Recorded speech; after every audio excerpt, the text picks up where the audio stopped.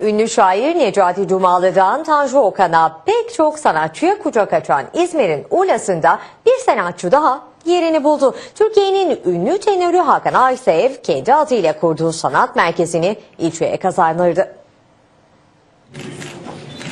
Hayırlı uğurlu olsun.